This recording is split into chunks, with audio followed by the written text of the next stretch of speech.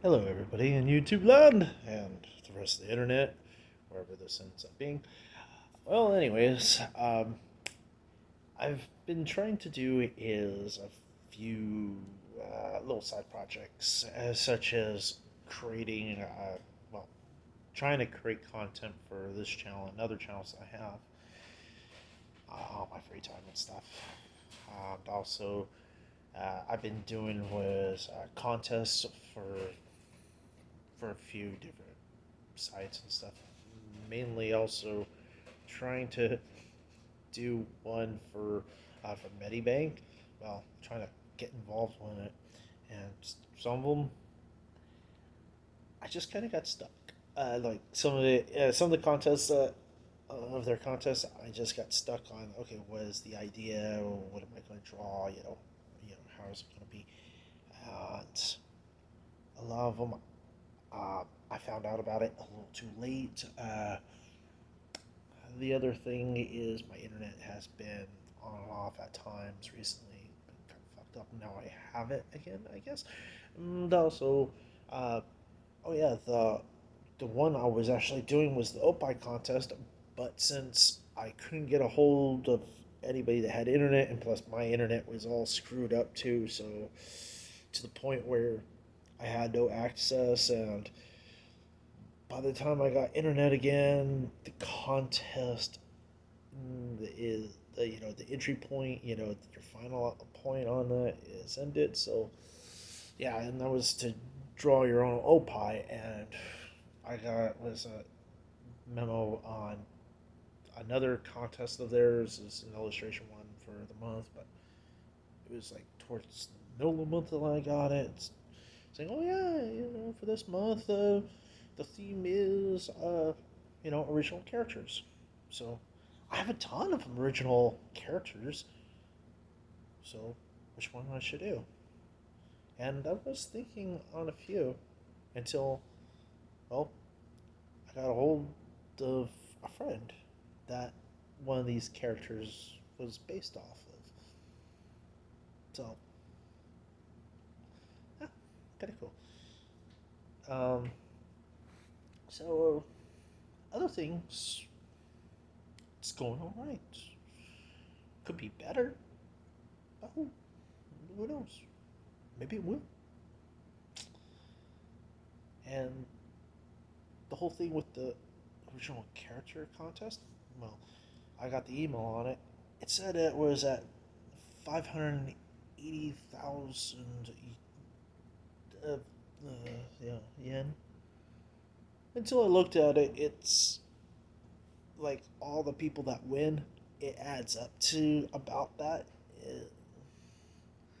If there ends up being enough submissions, and it's on how many submissions come in, and that's how many X number of winners that they're gonna pick from that. It's like, hmm. But it's not like if the numbers are low, your price is higher. They just already specified it's going to be at said amount no matter what. And the max amount that they'll give out to this contest is like, 580,000 yen. Eh. Hey, at least people in the industry in Japan will actually get to see my work and whatnot, the judges and stuff like that. Who knows? Maybe I'll get some more contacts. And there is a few companies I've talked to in the years, and they just tell me just enter their contests, just get all of their monthly magazines or whatever have the addresses. Anyways, they didn't really tell me to go buy the magazine if the their monthly manga, basically the Japanese telephone book every month, not for a week. They just said if you have those addresses and stuff like that, just go with the guidelines and just submit. And they said if you have one story, submit to all of them, all their different, publications they have the same story. Just make sure that you made copies and you send to each one of their contests, and just submit it. Because sooner or later, if you keep on doing this, and if it is a good story, and if you did work, and if they give you any feedback, take it as uh, not just criticism, more of constructive criticism, because they will actually end up helping you to refine your work of your storytelling and also the flow of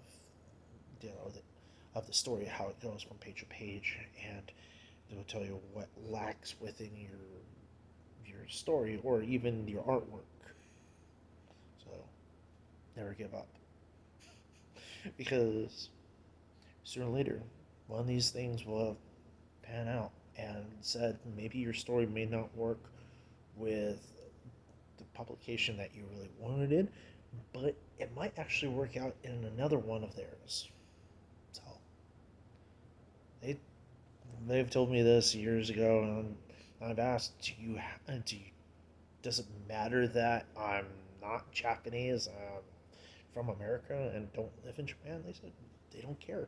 They got submissions at the time. They were telling me they were getting submissions from people from Korea and stuff, and other countries that had very little or no Japanese, capabilities. And some of them they were able to work out with their translators, and actually a few actually got their stuff published. You know, I've talked with people from Kodansha and Kadokawa, and those are the two major ones that I've talked to. But I've also sent emails to others from the the other companies and stuff. But either way, um, my take on this to anybody that happens to be stuck in, like, okay, what I want to do is graphic novels, I want to do art. Well, just continue doing it and submit your stuff into competitions, because you never know, it might actually work out for you. And if these competitions, like the judges actually right out tell you, like, give you some criticism to the point where it's constructive, you know, not just belittling your work, but telling you what it lacks and what they're really looking for, that's actually a pretty good thing. Um, there's a few sites I used to be part of. Why I say used to is because, well, they ceased to exist. It kind of sucks. A lot of them were like very open, and people of all different levels, and they were talking and they were basically helping each other out. That's what art is about, especially if you want to be a professional artist. That, let's say you want to be an illustrator or a graphic designer, or a 3D animator or something like that, or even doing graphic novels, comic books, manga, doujinshi, whatever, you know, you have to accept criticism that is constructive. And what we need to do is learn from our mistakes and learn from others, especially if somebody has a technique that you don't. Find out how do they do that.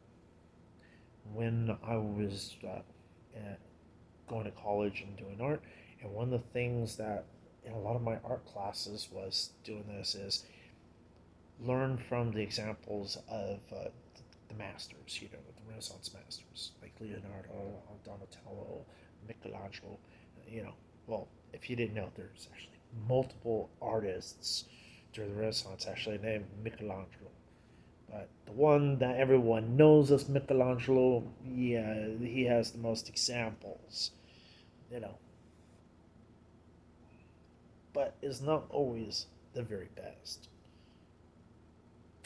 But either way, with these artists, even through the Middle Ages, and also uh, going looking at ancient Romans and the Greeks, the patricians, the Egyptians, learn from their skill, their artwork, and practice, because you can actually, with enough skill and training and also practicing, that's the big thing, you can actually develop the skills. How do they do this?